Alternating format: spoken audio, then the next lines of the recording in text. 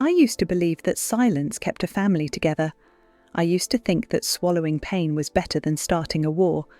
But the night my daughter whispered, "Mum, something's wrong with Dad," I felt something inside me break. It wasn't sudden, it wasn't surprising. It was more like a truth that had been waiting patiently in the shadows, waiting for the one moment when I could no longer ignore it.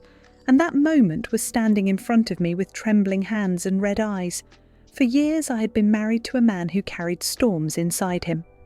Daniel had once been gentle, soft-spoken, attentive, the kind of man who would lace his fingers through mine in the grocery store like we were still teenagers in love. People admired the way he spoke about me, as if I was a rare bird he had luckily caught. But inside our home, behind the quiet smiles and polite nods, we lived under an invisible ceiling that felt like it was always seconds away from collapsing. And the worst part was that I kept pretending nothing was wrong. When our daughter Riley was born, I promised myself things would change.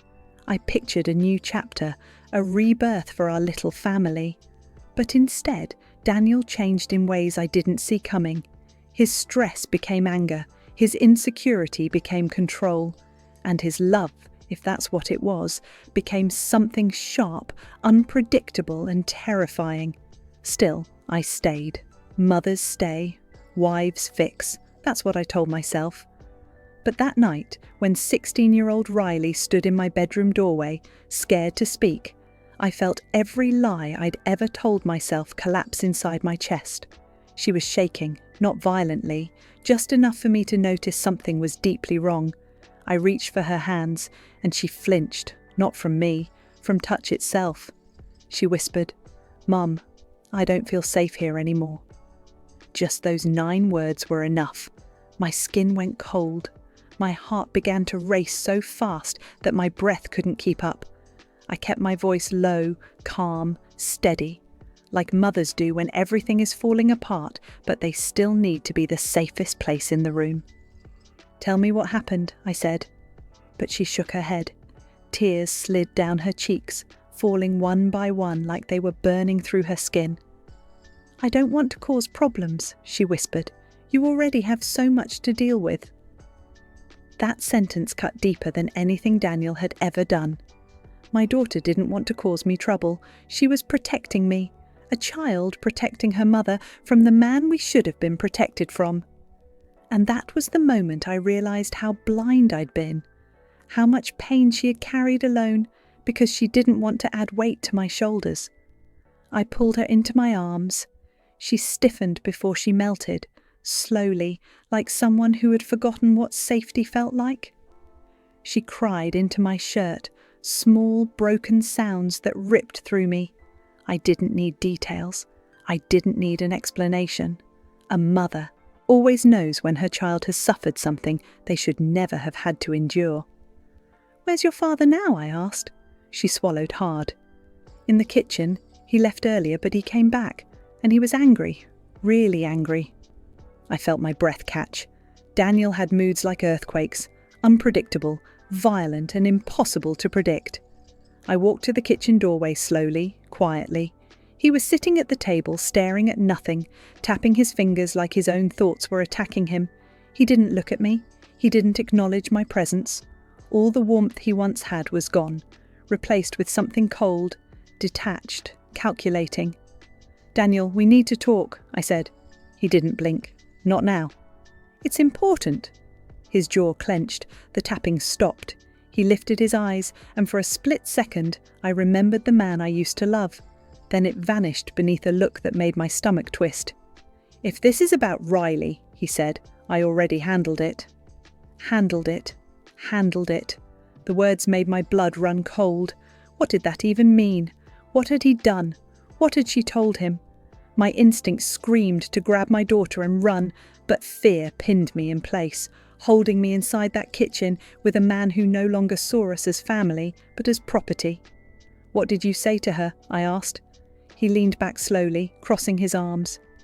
"I reminded her of the rules. She's been disrespectful, disobedient. I won't let her grow up thinking she can act however she wants." "Disrespectful?" I repeated. "She's terrified." He shrugged. "Good. Good." I felt nausea rise in my throat. At that moment, I knew something had shifted too far to ever shift back. There was no saving this, no repairing the cracks. I walked back to Riley's room, where she sat curled on the floor, hugging her knees.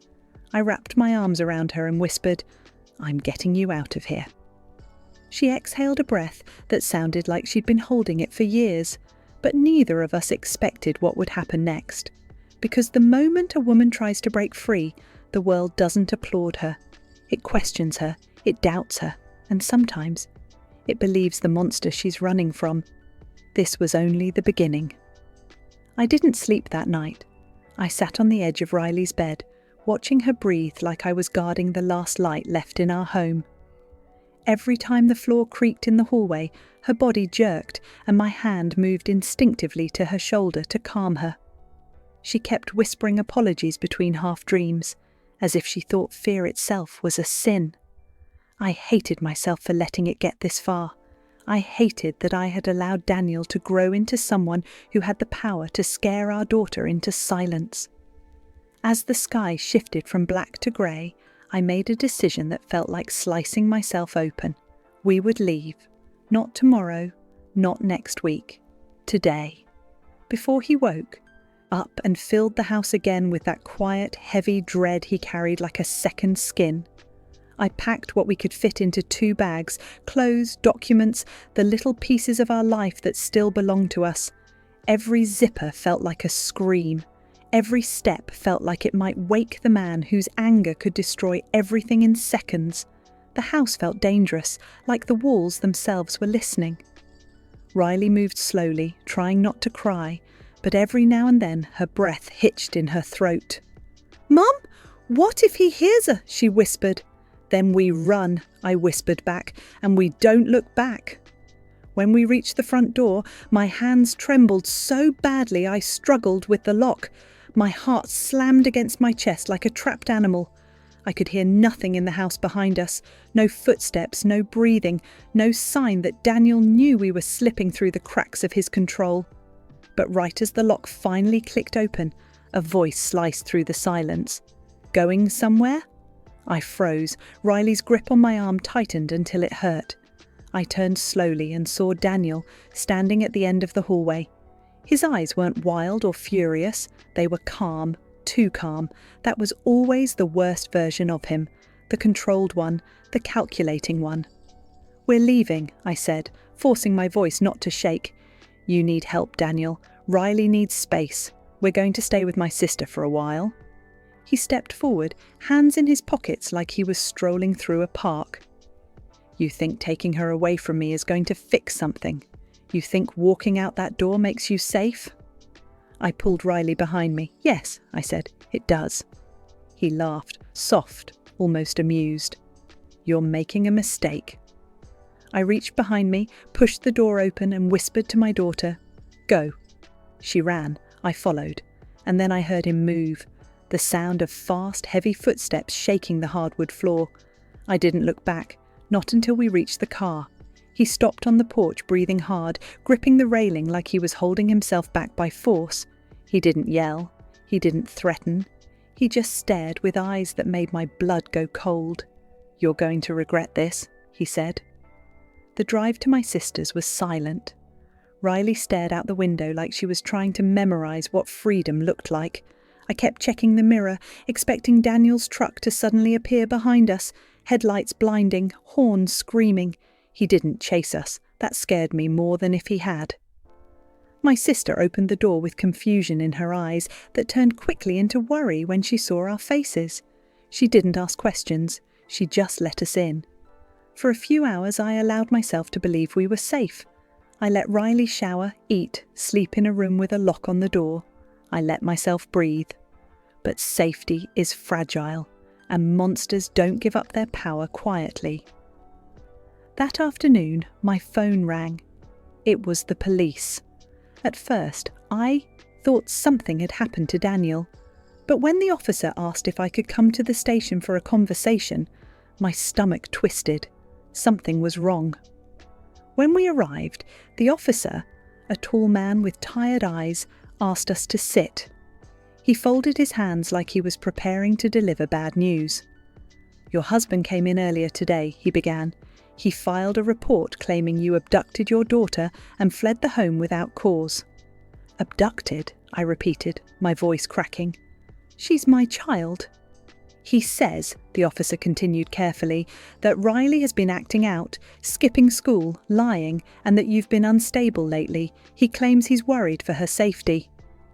Riley choked on a breath.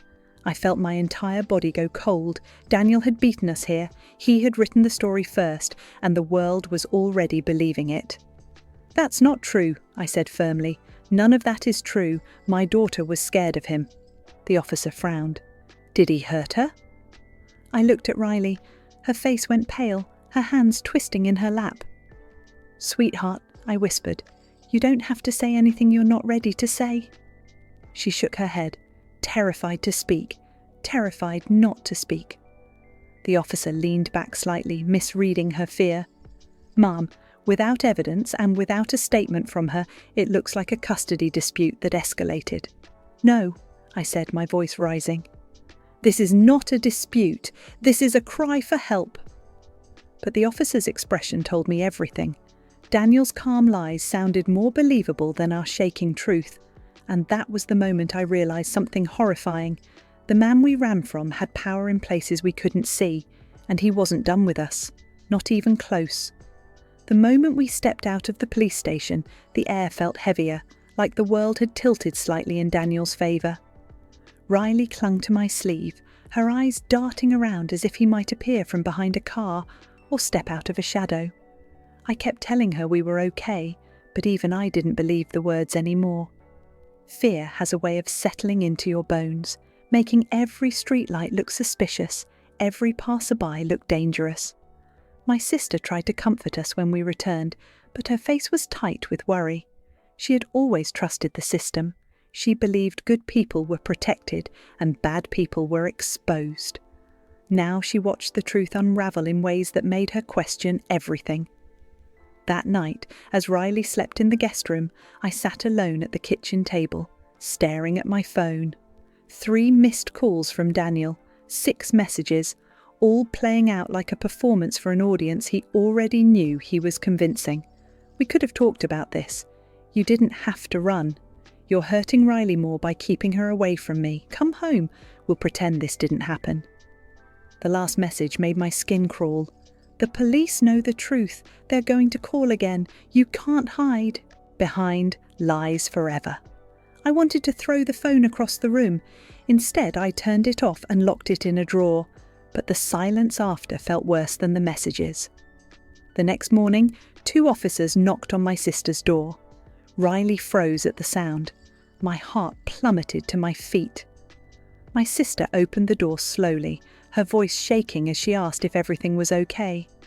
They stepped inside with that heavy seriousness that made the room feel too small. "Ma'am," the same officer from yesterday began, "we've spoken to your husband again. He's concerned about the environment Riley is in right now." I almost laughed, an ugly, humourless sound, because it was either laugh or collapse. "She's with me," I said sharply, "in a safe home, away from the man she was terrified of." The officer sighed like he'd heard this all before from 100 different mothers. "Is there any evidence of abuse?" he asked. Riley's breathing grew fast, unsteady, as if every word in that question sliced her somewhere deep inside. I took her hand and held it gently, letting her know she wasn't alone. "She's scared," I said. "Fear is evidence." "Fear is not legally admissible," he replied quietly, "not by itself." Riley's eyes filled with tears she refused to let fall. She looked like she was sinking into a memory she didn't want to relive. I squeezed her hand. "Sweetheart," I whispered, "you don't have to say anything. I'm here." But she shook her head. "Mum, if I tell them, he'll find out." The officers exchanged a glance that felt like a verdict. "If she won't speak," one said gently, "we can't proceed. For now, this situation is classified as a parental dispute, not an abuse case." My sister stepped forward, anger shaking her voice. "Are you saying you're sending her back?" "We're not sending anyone anywhere," the officer replied. "We're simply stating that unless something changes, both parents legally have rights." After they left, I dropped to the couch and buried my face in my hands. I felt useless, powerless, invisible. My daughter was drowning in fear, and I couldn't save her because the world insisted the water wasn't real. Riley curled beside me, her head on my shoulder, whispering, "Mum, please don't make me go back." That was the moment when something inside me snapped. Not fear, but resolve. If the system wouldn't protect us, I would. I started researching everything I could: custody laws, domestic violence protocols, emergency protective orders, but each website seemed to echo the same haunting message. Without physical evidence, without a clear accusation, without visible wounds, our chances were slim. Emotional scars don't show up on medical reports. Fear doesn't photograph well. Trauma doesn't come with documentation. Still, I made a plan. We would stay hidden, we would keep our heads down, we would gather whatever proof we could. But I underestimated Daniel. I underestimated how far a manipulative man will go when control slips through his fingers. 2 days later, as Riley and I walked to the car outside my sister's house, I noticed a vehicle parked down the street. A black truck, Daniel's. He sat inside, hands gripping the wheel, staring at us with that terrifying stillness. Riley grabbed my arm. "Mum, he found us." My chest tightened until I could barely breathe. He didn't get out, he didn't yell, he didn't approach, he just watched, waiting, calculating. I rushed Riley back inside and locked every door. My sister called the police, but by the time they arrived, his truck was gone. They wrote a report. They promised to keep an eye out. But I could feel it.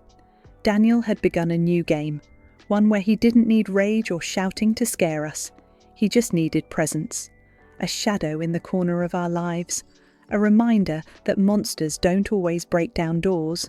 Sometimes they knock politely. Sometimes they sit quietly in their trucks. Sometimes they wait for the world to decide you're crazy before they make their move. And as night fell again, as Riley slept beside me, clutching my arm like a lifeline, I felt something I hadn't felt since the day I married him. Pure, suffocating dread. Because Daniel wasn't giving up. He wasn't going away. And the worst part, he hadn't even started. The days that followed felt like walking through a maze where every turn led to another dead end, another shadow, another reminder that escaping Daniel wasn't as simple as running away. Riley barely left the guest room except to shower or eat beside me, always glancing at the windows like she expected his face to appear in the reflection. My sister tried to keep the house warm and comforting, but even she had started double-locking doors and closing curtains before the sun even set. We were living like fugitives, not from the law, but from a man the law trusted more than us. I kept telling myself we could gather proof, build a case, find someone to listen. But every time I reached out for help, I heard the same rehearsed language. "It's complicated. Custody cases are tricky. If she won't give a statement, there's not much we can do." Even the lawyers I called seemed hesitant, asking me questions that felt like thinly veiled judgments. "Are you sure you're not exaggerating? Could this be a misunderstanding? Has he ever actually hit you?" As if fear alone wasn't enough, as if emotional wounds were worthless unless they left visible marks. Every question chipped away at my confidence, but never at my determination. I wouldn't let a world blind to a mother's fear silence me. Not now, not ever. Then one morning, everything shifted. I was in the kitchen washing dishes when I felt a presence behind me. Not a sound, not a movement, just that strange tightening in the air when danger is close. I turned slowly and saw Riley standing in the doorway, pale as snow. "Mom," she whispered, her voice hollow, "he messaged me." My heart twisted. "What do you mean? How?" She held out her phone, hands trembling. It was a new account, a fake name, but with Daniel's tone woven into every word. "You're making things worse for yourself. You can't hide forever. Come home before things get bad." I wanted to scream. I wanted to throw the phone. Instead, I pulled Riley close and held her until she stopped shaking. That night, after she finally fell asleep with the lamp still on, I sat on the floor beside her bed and cried quietly into my hands. Not because I was scared, because I was furious. Furious that this man still had access to my child. Furious that the world saw him as a worried father instead of a wolf in human skin. Furious that the girl I spent 16 years protecting was now afraid to close her eyes. I didn't know it then, but the next day would be the breaking point, the moment everything shattered, the moment Daniel proved exactly how far he was willing to go. It was noon when the knock came. Hard, sharp, purposeful. My sister opened the door and 2 officers stood there, the same ones who had visited days earlier. My stomach dropped before they said a word. "Ma'am," one of them said solemnly, "we received a call from your husband." I felt Riley press against me, her fingers cutting into my arm. "What now?" I asked, my voice low, tired, afraid to hear the answer. The officer exhaled heavily. "He's requesting a welfare check on Riley. He claims you're keeping her from school, from medical care, and from him. And he said," the officer paused, uncomfortable, "that you may be emotionally unstable." The floor tilted beneath me, my vision blurred. "He lied," I whispered, again. "We're required to speak to Riley alone," the officer said. "No," I said instantly. "She's terrified of him, terrified of being misunderstood. You can't—" "Ma'am," he interrupted, "it's protocol." Riley's breathing grew sharp and shallow. She backed away, shaking her head. "I don't want to," she whispered. "Mum, please don't let them." I grabbed her hands. "I'm right here," I said softly. "But they need to hear from you. Just tell the truth, sweetheart. You're stronger than you think." Her eyes filled with tears, but she nodded. My sister led the officers into the living room while Riley followed reluctantly. I stood around the corner, unable to see her, but hearing every quiver in her voice. "Are you scared here?" the officer asked gently. "No," Riley whispered. "I'm scared of my father." "Has he hurt you?" Silence. Long, aching silence. "Riley." I don't want him to get mad," she whispered. The officers exchanged a look. A dangerous one. A doubtful one. My stomach clenched. "Has he hurt you?" the officer repeated. The sound that came from Riley wasn't a word, it was a trembling breath, a half sob, and it was enough for them to decide she wasn't credible. When they emerged from the living room, the officer's expression told me the verdict before he opened his mouth. "Ma'am, without a clear statement, we cannot substantiate any claims of abuse at this point." "At this point what?" I snapped. The officer straightened. "At this point, her father has the right to request temporary custody until the matter is resolved." I felt the world collapse under my feet. Over my dead body.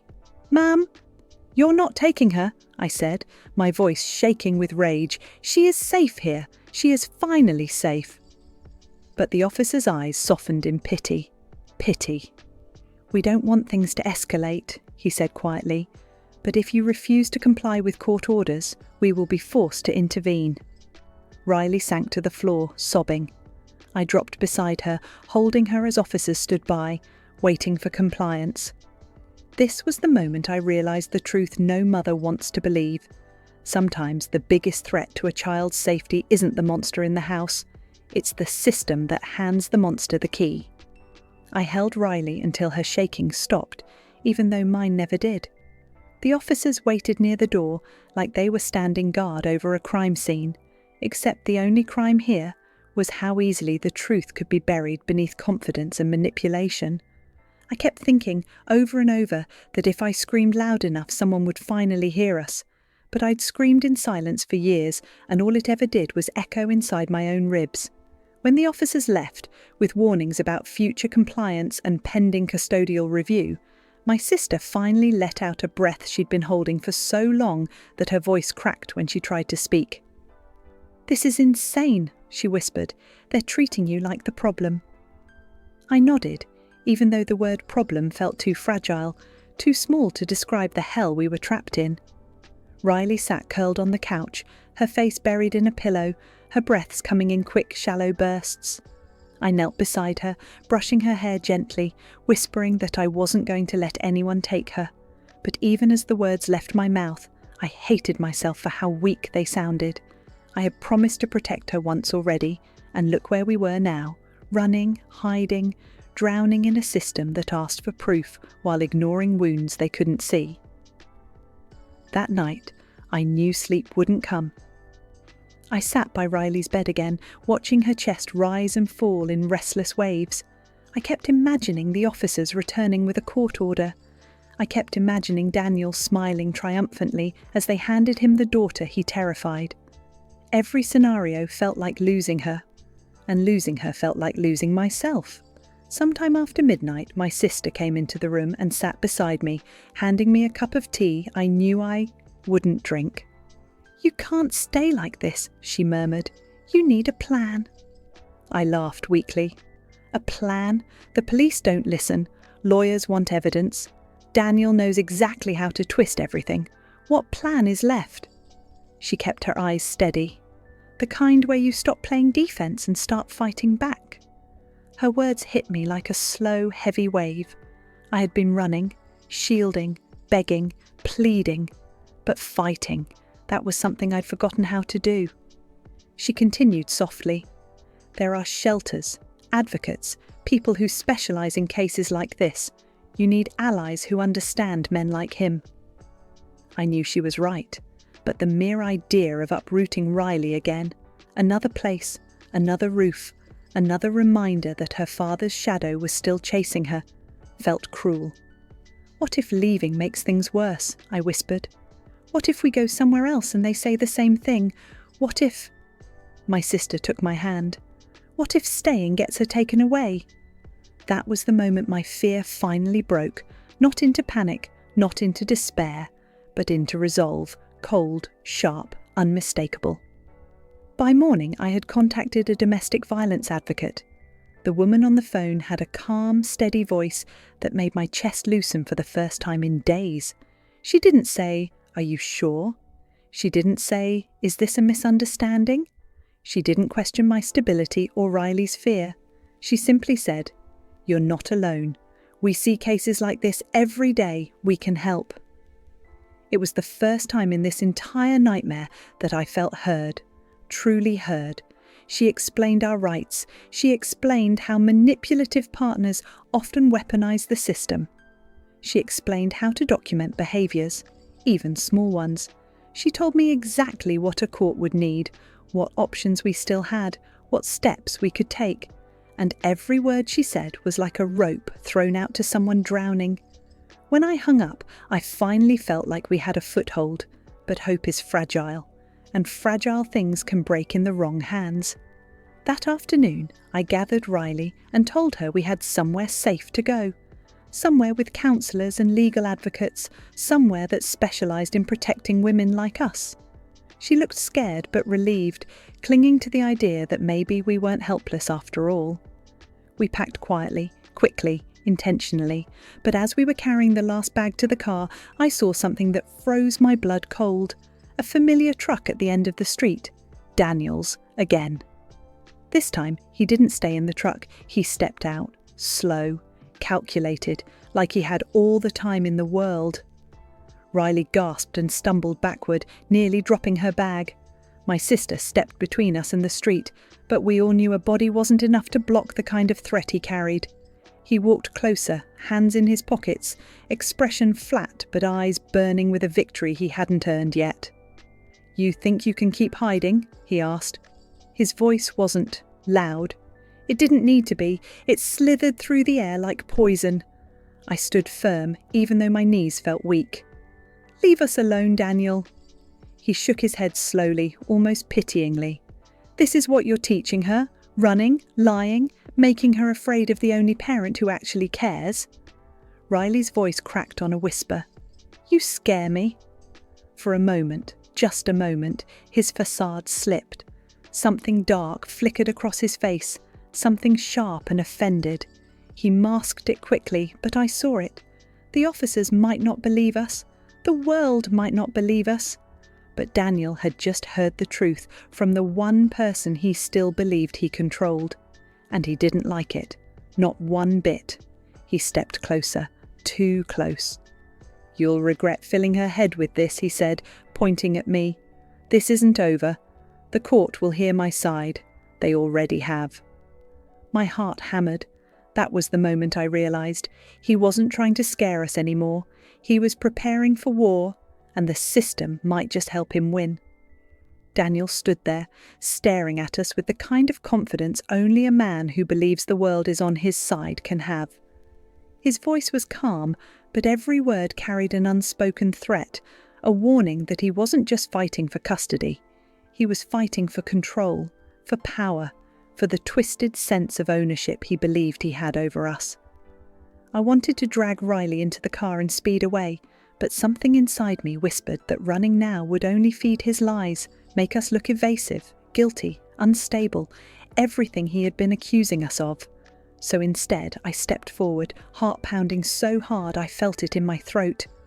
"Leave," I said, my voice low, steady, even though my hands shook. "You don't get to just show up anymore." Daniel tilted his head slightly, that faint smirk forming, the one he wore whenever he felt certain he had already won. "That's where you're wrong," he said. "I have every right to see my daughter. You can't keep her from me." Riley took a step back, her breath catching like she'd been struck. "I don't want to see you," she whispered. He didn't even look at her. Not really. He just flicked his eyes in her direction like she was an accessory to the argument, rather than a human being. "You don't know what you want," he said. "Your mother has been feeding you lies." My stomach twisted. It was always the same script: blame, deflect, distort, and the police had eaten it up like it was gospel. Before I could respond, my sister came down the steps, her phone in hand. "I'm calling the police," she said. "You need to leave now." Daniel's expression didn't change. He didn't flinch. He didn't step back. He just shrugged casually and said, "Good, let them come. They'll be very interested in a mother trying to keep a child away from her father." That was the difference between us. He used the system as a weapon, while we used it as a desperate plea for protection.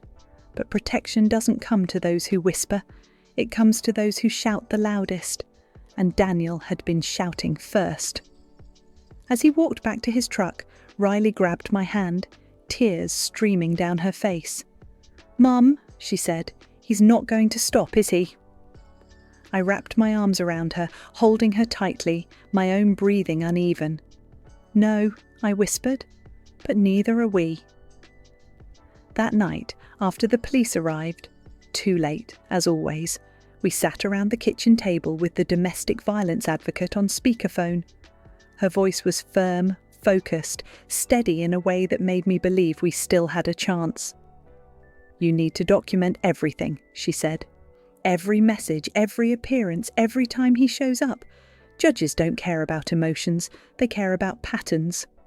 I wrote everything down while my sister took screenshots of Riley's messages, her call logs, the officer's visit, Daniel's statements. "And you need to file for an emergency protective order," the advocate continued. "Tonight." "Will they listen?" I asked.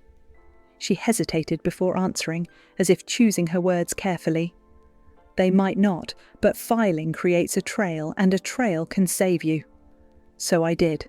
I filled out the forms, trembling so badly that some of the words blurred, but I wrote every detail I could, every moment of fear, every threat disguised as concern, every tear Riley had shed.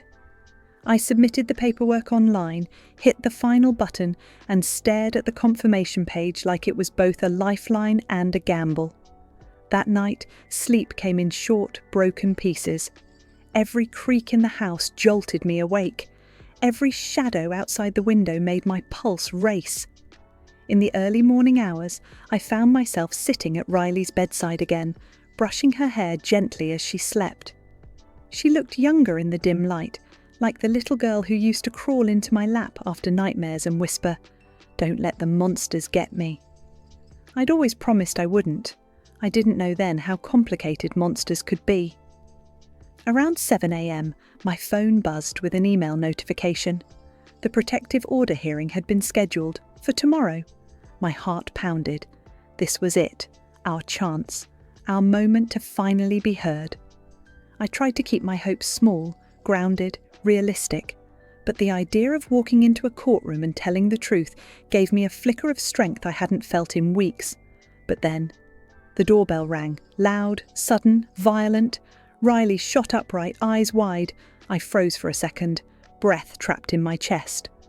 My sister rushed toward the entryway, but I reached it first and looked through the peephole. My blood ran cold. 2 officers, and behind them, Daniel, standing with his arms crossed like he had orchestrated the entire moment. I opened the door a crack, heart racing. "What is this?" I demanded. One of the officers spoke, his expression unreadable. "Ma'am, we're here regarding a temporary court order filed by your husband early this morning." My knees weakened. "What order?" He lifted a document. "A petition for temporary custody. He claims you're withholding access and creating a harmful environment. The judge approved an emergency review." "Emergency?" I repeated, baffled. "He filed this today. I filed mine last night." The officer shook his head slightly. "His was reviewed first." Riley had appeared behind me, gripping my arm with trembling fingers. Daniel's eyes flicked toward her, cold and victorious. "It's time to come home," he said. Riley stepped back as if he had struck her. "No," she whispered. "No, please." "Sir," the officer said, cutting him off, "we haven't concluded anything yet. We're here to speak with both parties." But Daniel just smiled. He thought he had already won. He thought the system would continue bending for him, and for the first time in this entire nightmare, I felt something shift inside me. Not fear, not defeat, something sharper, something stronger. A voice rising inside me that refused to break. Because if they thought this story was ending with him dragging my daughter back into a nightmare, they didn't know me at all.